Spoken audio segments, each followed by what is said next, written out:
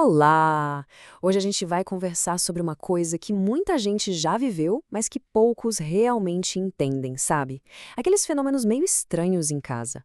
Pancadas, barulhos, objetos que parecem se mexer sozinhos.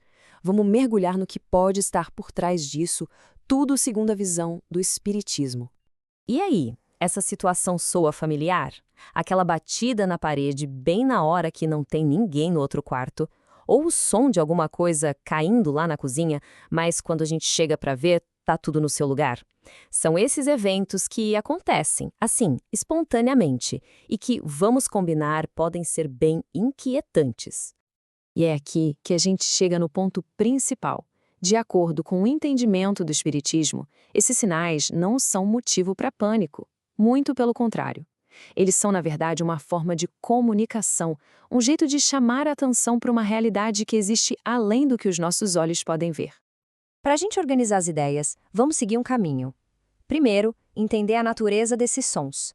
Depois, usar a lógica para descartar as causas mais comuns. Em seguida, vamos identificar o que seria a causa inteligente, entender quem provoca tudo isso e como a gente pode sair do medo e chegar na compreensão. E, por fim, descobrir qual é a mensagem por trás de tudo. Ok, vamos começar. O que exatamente define esses fenômenos? O que faz eles serem tão intrigantes?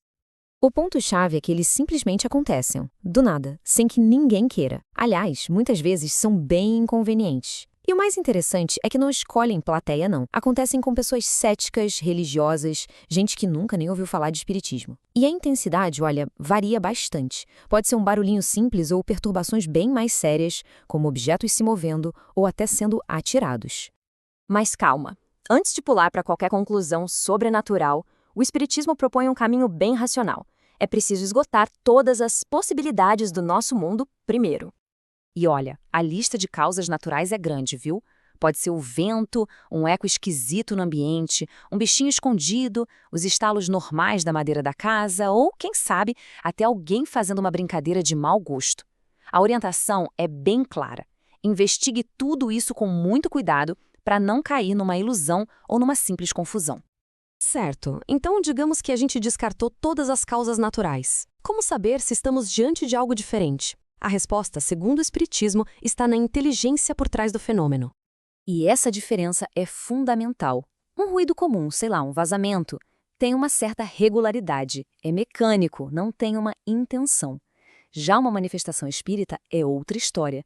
As pancadas mudam de lugar, a intensidade varia e, o mais impressionante, elas podem responder ao pensamento. Se alguém pede um número de batidas e elas acontecem, bom, aí fica difícil negar que existe uma causa inteligente por trás. Se a causa é inteligente, a pergunta que não quer calar é: quem são essas inteligências? E o que elas querem, afinal? Conforme o Espiritismo, muitas vezes os responsáveis são espíritos, digamos, brincalhões, levianos. Eles se divertem com o susto que a gente leva, dão risada do nosso medo e das nossas tentativas de achar a fonte do barulho.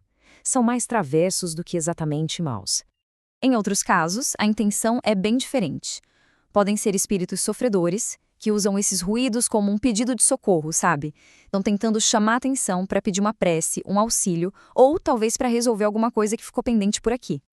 E ainda existe uma terceira possibilidade, com um propósito bem maior. Fenômenos que são provocados por espíritos mais elevados, com objetivo claro: provar para os mais céticos que existe uma realidade espiritual, uma força que vai além da gente. É quase como um jeito de nos despertar para a vida além da matéria. Entender quem pode estar por trás disso tudo já é o primeiro passo para mudar nossa reação. Então vamos sair do medo e ir para uma abordagem mais prática sobre como lidar com a situação. E aqui vai a informação talvez mais importante e tranquilizadora de todas. De acordo com o Espiritismo, não existe absolutamente nenhum perigo físico nessas manifestações. O único dano real vem do nosso próprio medo, que geralmente é alimentado pela superstição e pelo desconhecido. Então, na prática, o que fazer? Primeiro, não ter medo. Não adianta, só encoraja. Se a gente percebe que é um espírito brincalhão, a melhor reação é rir da situação. Eles se cansam quando não conseguem mais assustar.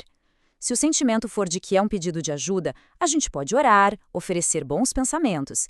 E, se for possível, o ideal mesmo seria buscar o diálogo através de um médium para entender a mensagem claramente. Para a gente fechar, vamos refletir sobre o propósito final, sobre a grande mensagem que esses fenômenos podem trazer para as nossas vidas. E essa citação resume a lógica toda de um jeito brilhante. Se um efeito demonstra inteligência e vontade, como por exemplo responder a um pedido, a conclusão mais racional é que ele tem uma causa inteligente.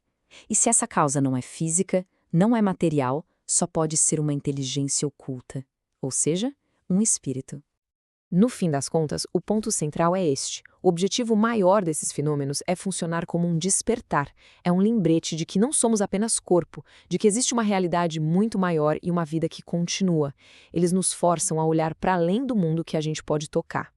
Então, da próxima vez que um barulho inexplicável acontecer, em vez de sentir medo, talvez valha a pena se fazer essa pergunta. E se isso não for uma assombração, mas sim um convite?